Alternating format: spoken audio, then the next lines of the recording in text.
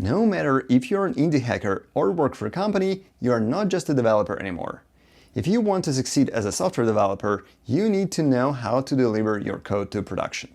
In this video, I'll give you an overview of what DevOps is, what do you need to know about it, and how to make it all manageable for a developer. Let's start with defining what DevOps is. As the name suggests, it's a combination of development and operations.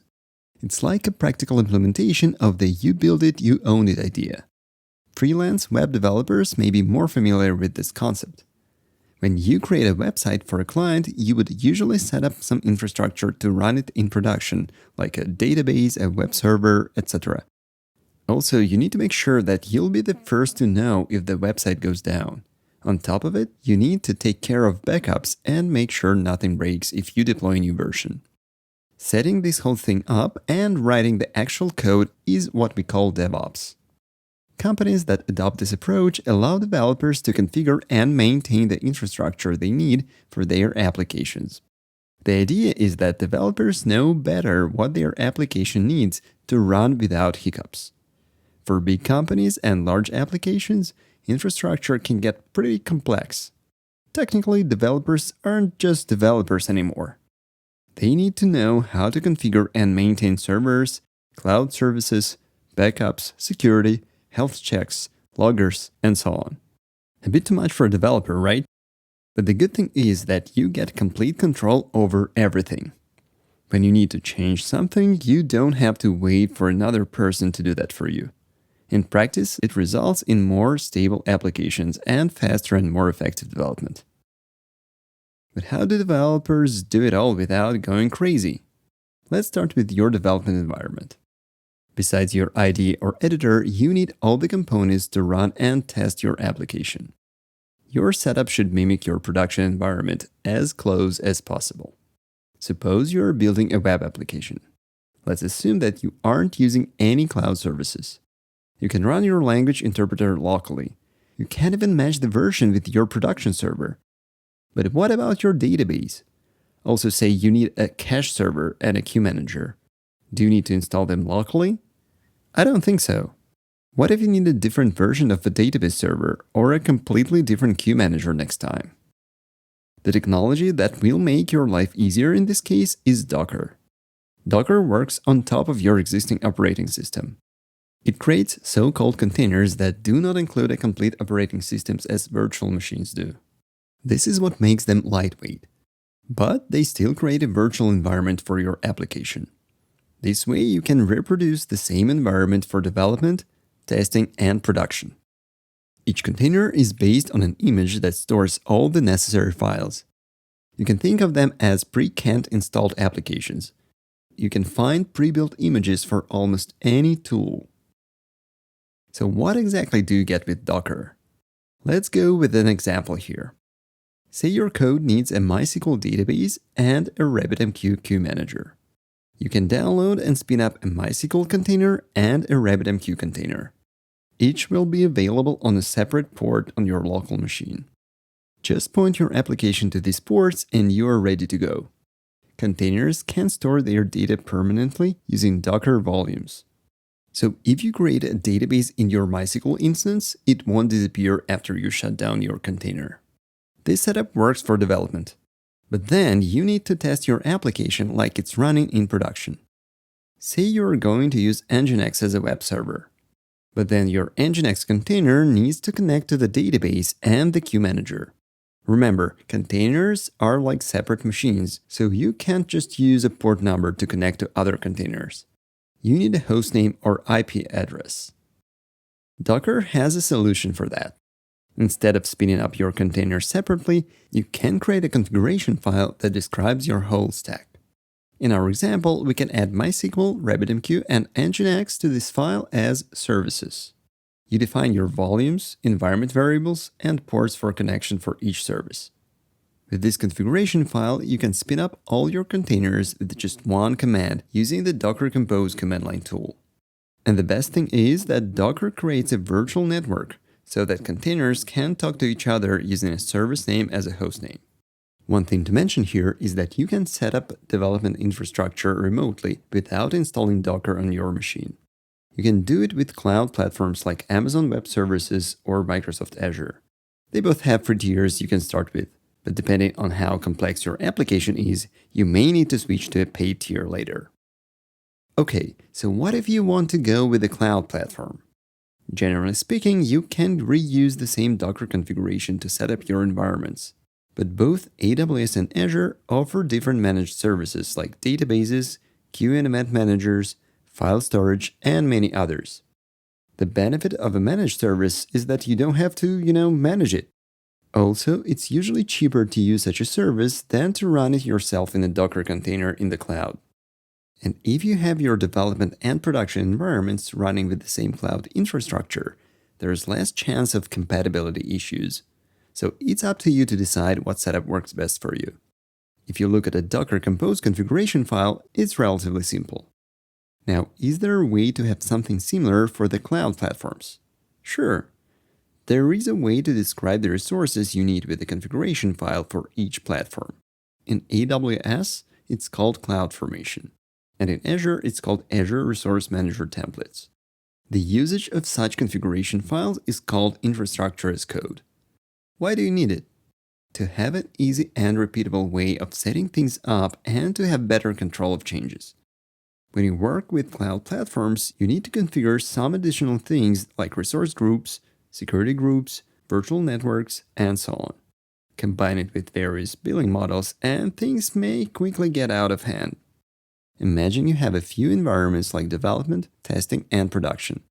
What if you accidentally change something and your bill is now twice as much? On top of that, what if you need to use multiple cloud providers at the same time? Does it mean you have to learn different configuration languages? Well, actually, you don't have to. Of course, you need to know the specifics of how resources are organized on each platform. But to put it all together, there is a tool called Terraform.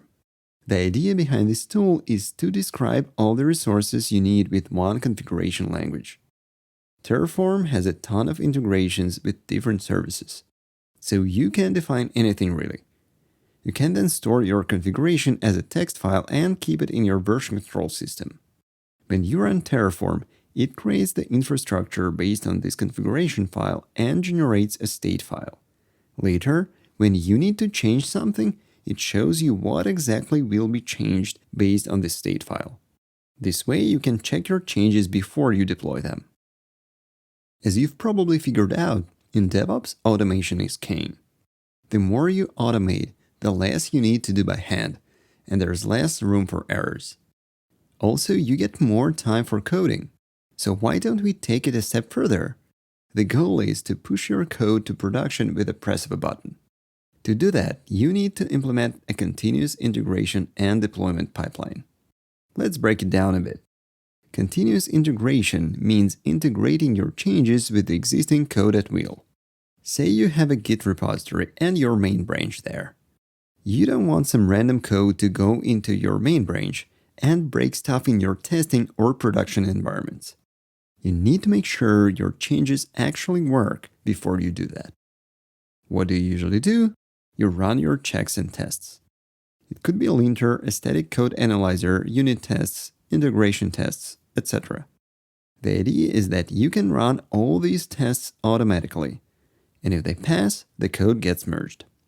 Now that we know that our code won't break things, we can go ahead and deploy it. But before we do that, it wouldn't hurt to run additional tests and checks. We need to make sure that our changes not just work, but work as intended. We can run acceptance tests that mimic users' behavior. Also, we may need to make some changes to the infrastructure or run some database migrations. All these things are part of a continuous deployment pipeline. When we put continuous integration and continuous deployment together, we can deploy our changes with the press of a button. And this process will be consistent for every run. The catch here is that you need to have enough tests and checks to feel safe about it. All major code management platforms like GitHub, Bitbucket, GitLab support this feature natively or through integrations. And it's not just for web development. There are integrations for desktop and mobile applications as well. So with these tools, you can automate all the stages you need to deliver your application, starting with setting up your infrastructure to the final deployment. They allow you to replace manual steps with a consistent, automated process. Of course, it requires some initial investments, both time and money-wise, but you'll save a lot of time in the long run. So now we have our automated deployment process. But what about making sure that everything runs smoothly in production? I don't think you'd want your clients to tell you about issues with your application.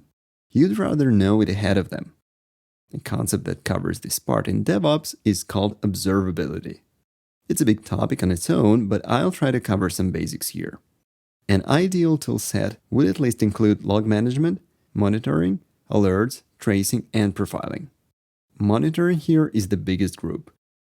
You can monitor your infrastructure, CI/CD pipelines, code performance and errors, availability, and security. Some of the best tools in the field are Datadog and New Relic. They have a good set of features, their pricing is pretty flexible, and they also offer free plans. These tools support application performance monitoring for all kinds of applications, including mobile and desktop. There are free tools like Graylog for logging and Prometheus for infrastructure monitoring. For tracing, you can use free tools like Elastic APM on top of Elasticstack. If you put it all together, you can tell in real time what's going on with your application or infrastructure. You can see all bottlenecks and slowdowns in your code. You can see how separate pieces interact together. You can find network lags. You can run checks periodically to see if your application is functioning correctly. And more importantly, you can get alerts when something goes wrong. All of that can give you peace of mind and let you sleep better at night. Overall, there are many DevOps tools out there. Some of them are versatile, and some of them are narrow and specific. You can find solutions for pretty much any technology stack and budget. It takes time to set it all up. When you start a project with DevOps in mind, you will spend around 70% of your time in the beginning building this infrastructure. In the long run, it allows you to focus not just on coding, but on functionality instead of hunting down bugs and dealing with infrastructure issues. As you can see, DevOps includes a lot of things. I suggest you start small, use simple tools first, and add more to your stack as needed. If you're a solopreneur, don't try to add it all at once. You might find platforms like Supabase that combine a lot of tools and are cheaper than bigger cloud providers. If you are in the corporate world, your platform team usually has an established set of tools for you to start with. So take some time to explore the world of DevOps tools. Thanks for watching, and if you found this video helpful, be sure to like, share, and subscribe for more content like this. See you next time!